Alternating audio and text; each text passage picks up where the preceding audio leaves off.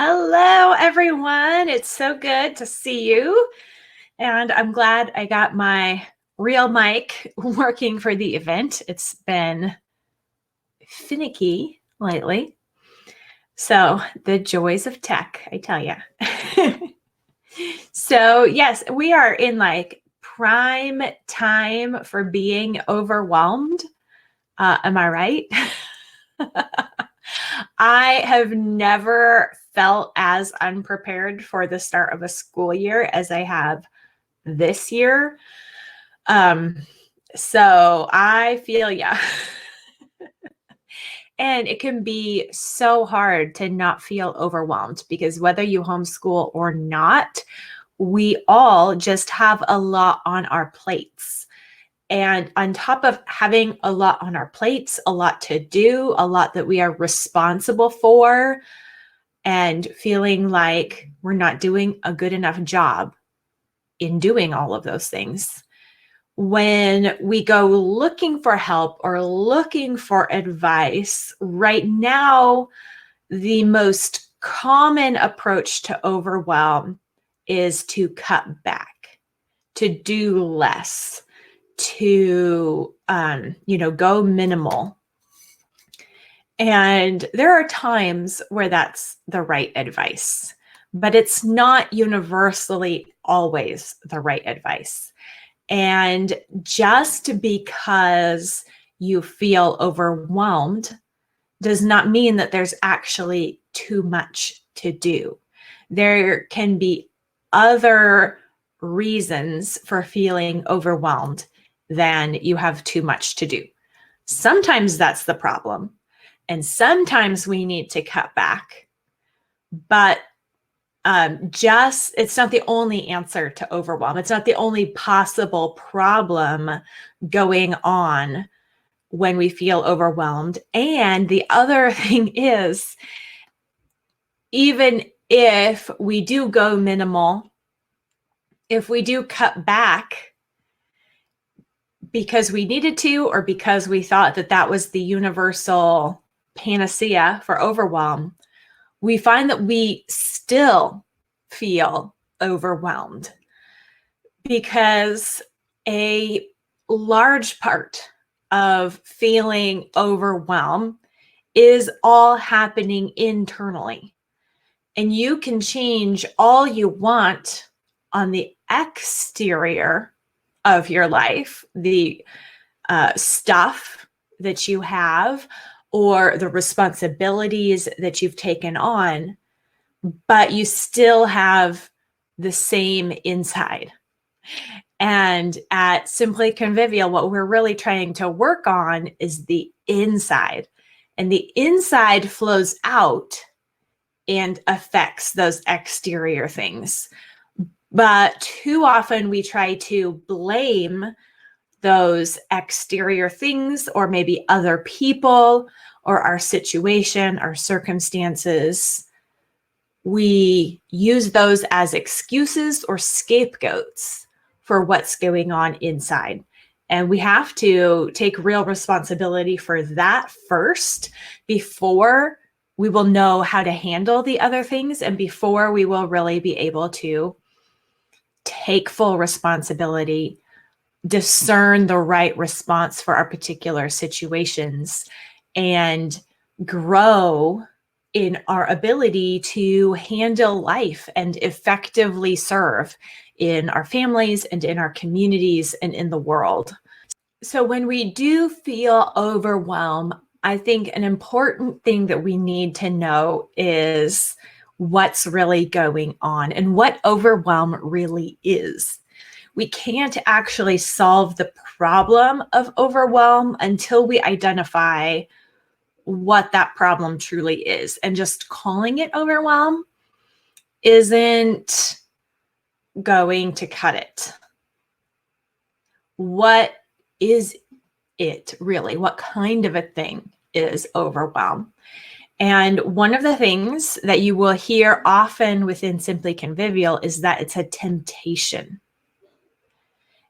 And a lot of the time, it's not a real thing. Like it really is how we feel, but we are feeling it not because it's true. It's not a thing that, it is just a word that describes our response to the situation. We can feel overwhelmed, but situations don't have to be overwhelming. It's not really the situation or the circumstance or other people that is the source of the overwhelm. It's a response that we have.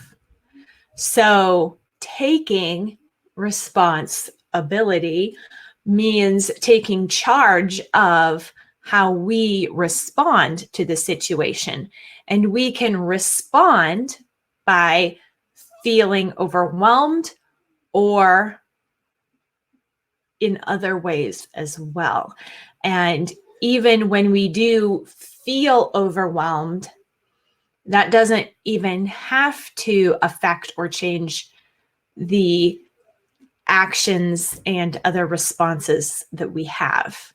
We can feel overwhelmed without responding out of that feeling of overwhelm.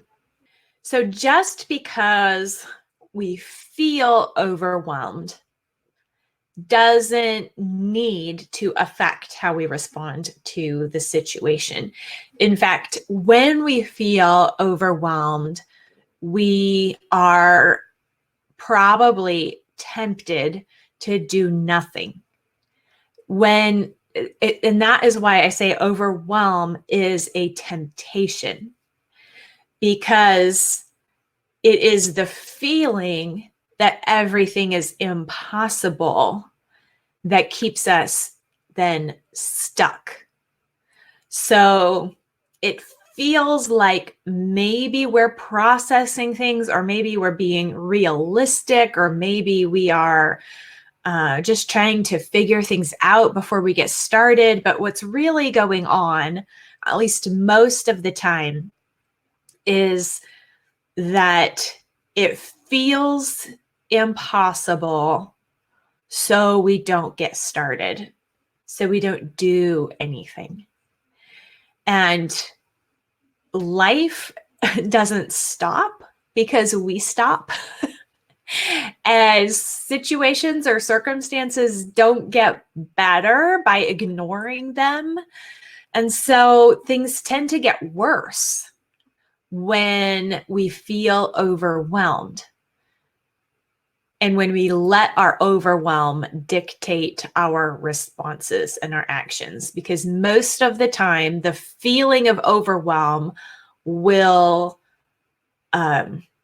cause us to choose to do something totally different.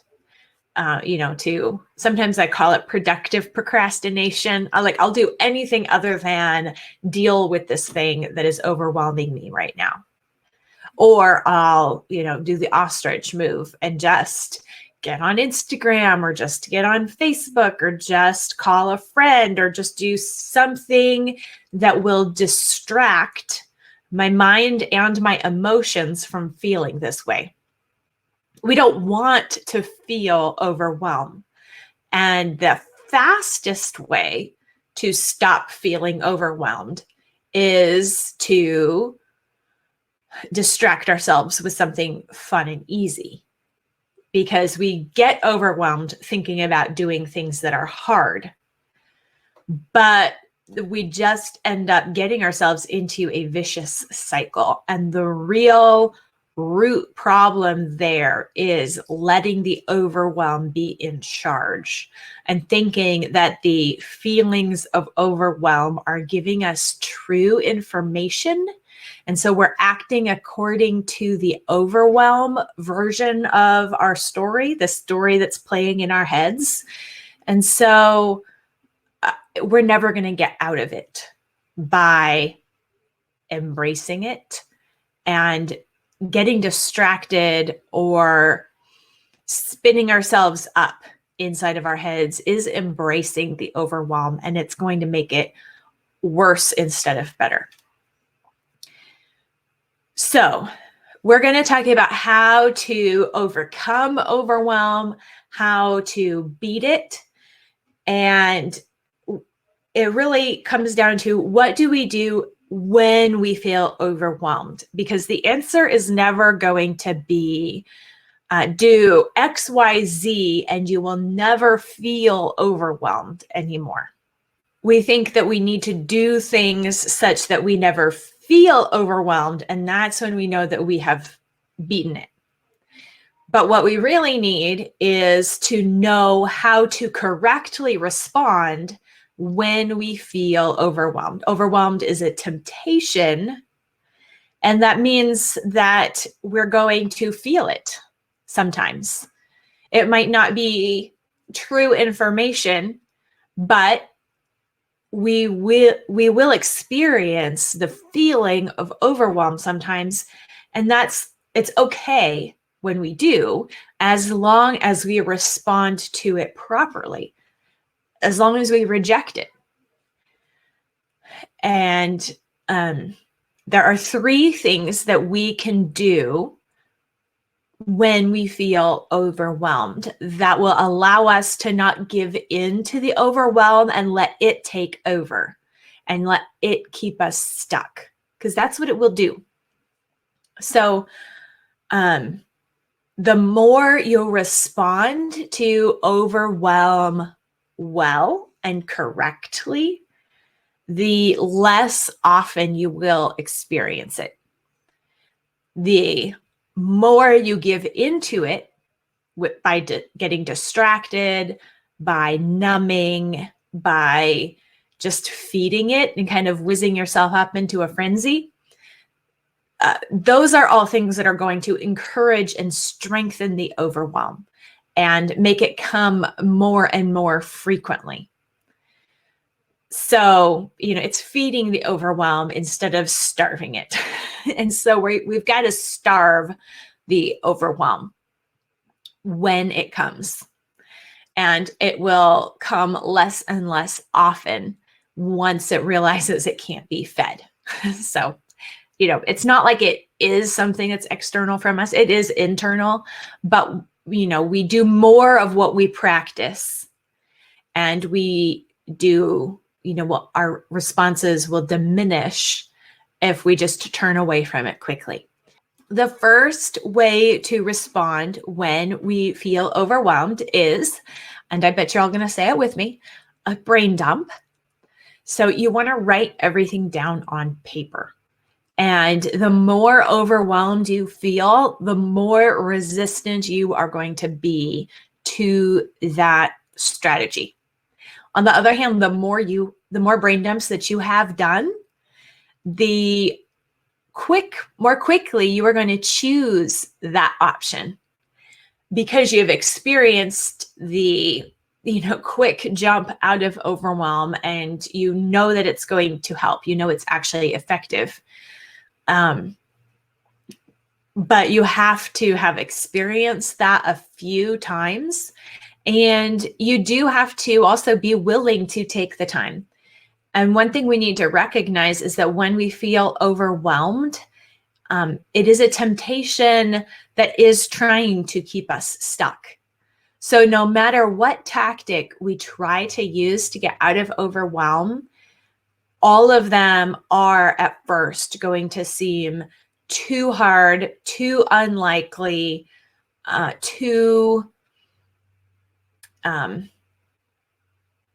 little to help. And we have to recognize, if we're feeling overwhelmed, that our minds will give us excuses, and all of those excuses are popping up to keep us in the state of overwhelm, and we have to ignore them and do something actually about it in order to jump out of the overwhelm. So the first option is to brain dump. And what you want to do is write down everything that's on your mind. If I say, well, why am I feeling overwhelmed? You just start writing all the things, list all the things, anything that pops to your head, write it down. Ask yourself, why am I feeling overwhelmed? write it all down. And sometimes, I mean, even a lot of times, you'll look at that list and you're like, yeah, okay, well, that's why I feel overwhelmed. That makes sense. There's a lot of things, no wonder I am. But what the brain dump will help you with is seeing all of those things as concrete decisions or things to consider or things going wrong. You see each one as a unit, as a thing that's outside of you visually. And then that translates into recognizing it as something outside of you or something going on. I lost track of how I was supposed to end that sentence grammatically. So you can deal with those things more concretely when you see it written concretely and specifically. When you're just thinking all of those things and kind of holding them in your head, you think that you are identifying what's going on and what's making you feel crazy. But it's surprisingly vague and nebulous when it's in your head. It will remain as feelings when it's just in your head. To put it onto paper, you have to turn it into nouns, like actual things. And that forces you to get clear about what's really going on. When it's in your head, you can think that it's clear and that you've got a grasp on it, but it's really a jumble and it is not clear. Just the way that our thoughts work. And so when you write it down and you actually get all those nouns and maybe some I should, and then a bunch of verbs, and you have to actually put words, nouns and verbs on paper, it forces you to clarify what's going on. And then you can see, okay, well, that is a lot of things. So, but some of what is going on here that's making me feel crazy is not actually applicable. For whatever reason, my feelings of overwhelm are actually anxiety or worry. And that's something that I can repent of and give over to God in trust and faith. And so if you identify that, then you know, okay, when I feel overwhelmed about this, it's not really overwhelm, it's really anxiety, and I'm going to repent of it. Or you say, well, the reason why I feel overwhelmed is that this is a lot on my plate right now. And so I need to keep some better lists because everything's jumbled up in my head and it's taking up so much mental and emotional space being a jumble in my head that I can't actually do anything about it. I don't have the mental capacity to hold it all and keep it all straight in my head. So I need to be writing it down and working from lists. And once I see it all and have identified those tasks in a list, now it seems doable. And so step 2 of how to deal with overwhelm is to make running lists, which you really can't do until after you've brain dumped. So you need to brain dump first. And this is more like continuing a brain dump in a very specific way. You're going to break everything down into tasks. So you've brain dumped. And if you've identified that it's anxiety, really, and not overwhelm, then, you can repent and you have a path forward in that way. If you brain dump and you identify it's because there is a lot to do and I can't keep it straight in my head, and so that's stressing me out, then the path forward is writing it all down and keeping those tasks ordered on paper outside of your brain so that you can think through them and work through them without the mental clutter. So you want to use your brain for thinking creatively and problem solving and addressing issues, not for holding all the tasks. So, and overwhelm might be all of these pieces all at once, but when there's just a lot of tasks or a lot of projects that you need to keep track of, you need to keep track of them with lists. And we don't need fancy apps, and we don't need the perfect planner. You just need a place to keep lists, and they need a home where you can find them. And they need to be written down in kind of an orderly fashion. And there are multiple ways to order them. They just need to be orderly in a way that makes sense for you as you're working through them and thinking about them. And then you need to look at them. Just writing them down and having them in some kind of fancy app or planner is not going to cut it. After they are written down, then you have to actually look at it and use it. So where and how you keep those lists is not that important. What's important is just that you do, and then you look at it. And so that means spend more time making the list and writing down all the things than you do in researching apps or planners or trying things out. If you don't already have a planner or a way that you keep task lists figured out, then just get a pad of lined paper or a cheap spiral notebook and just use that. That you don't need any formatting at all. You need a home that you can work in without the formatting getting in your way. So just start with a cheap notebook and just start writing lists. And then as things come out, you might say, oh, well, I want, everything that I can do in the mornings categorized together, or I want all of the tasks that are for this particular project listed together. And so then just take all those things and put them in an orderly list on the next page, but keep it free flowing, and don't let the formatting or the material slow you down or keep you stuck, because that part of it is not important and is not really, you don't get that much more out of your lists for them being all fancy pants organized than if it's just in a spiral notebook.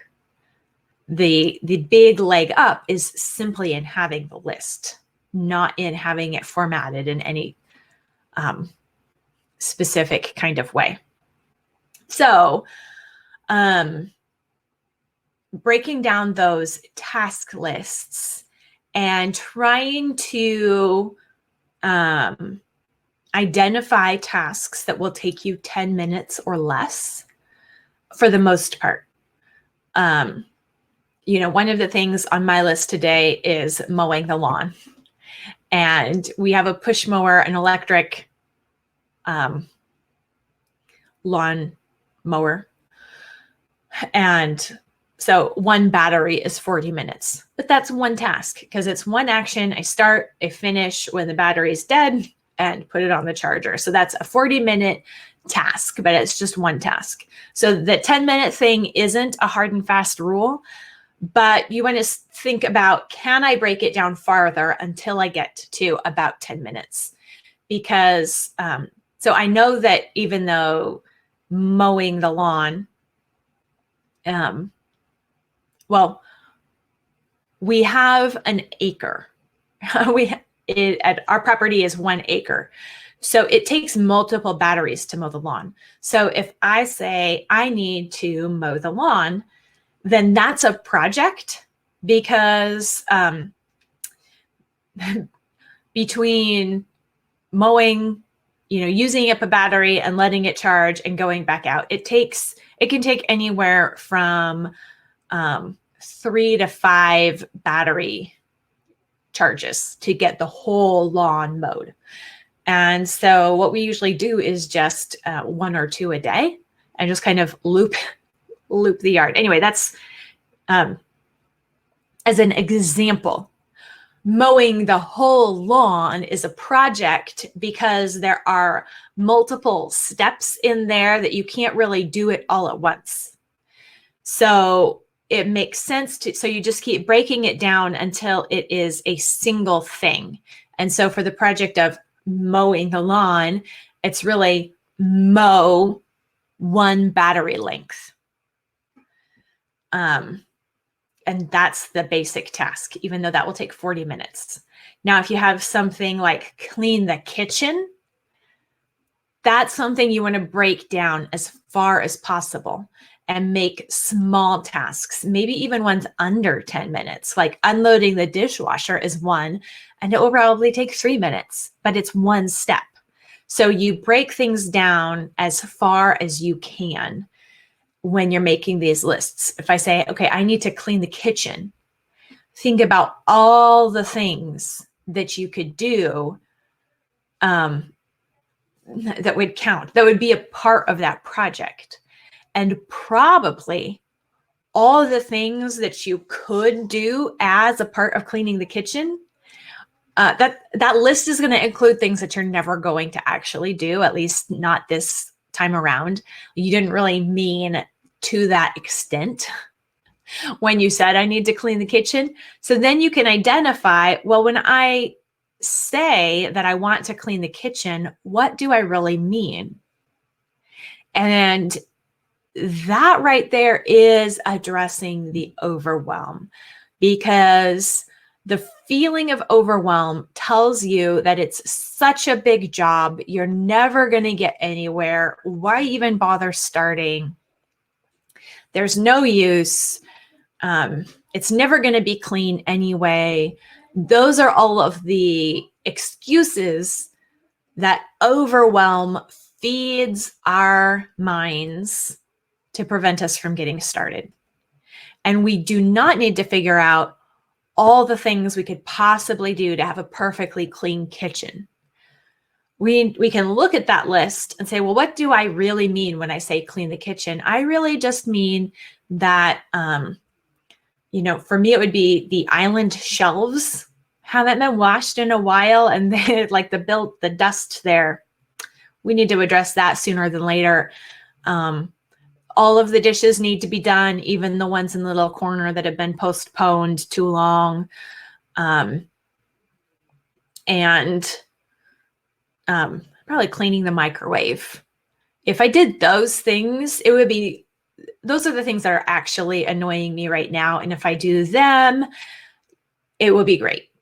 Or, you can think through, what are the things that need to be done daily? And when I say I need to clean the kitchen every day, or I need to clean up after dinner, what does that really mean? Because you could spend an hour and a half or more thoroughly cleaning the kitchen every night, but that's probably overkill. That's not what you really mean to do or need to do. So the more you can boil it down and clarify what counts as done, helps you get started, because what needs to happen next is clearly identified. It's specific and doable. And clean the kitchen really isn't doable. It's a huge set of tasks that may or may not include a bunch of stuff. And so not only do you have a good place to start if you have tasks broken down, but you also can decide on what the end point is. And a lot of times overwhelm keeps us from getting started because it seems like it's the kind of thing that's never going to end. We don't know how it's going to end, or when it's going to end, when we're going to be done, or what done even looks like. And so we don't get started. Overwhelm really is such a problem in our lives as busy homemakers and mothers and wives, as women, and we need to learn how to tackle it. You've been watching the first bit of this workshop that I did for members on No More Overwhelm, 3 ways to beat being overwhelmed. If you would like to watch the rest of it, just click the link below and you can check that out. The rest of the workshop is available, just not here on YouTube. Don't let overwhelm keep you down. Learn how to tackle it with repenting, rejoicing, and repeating.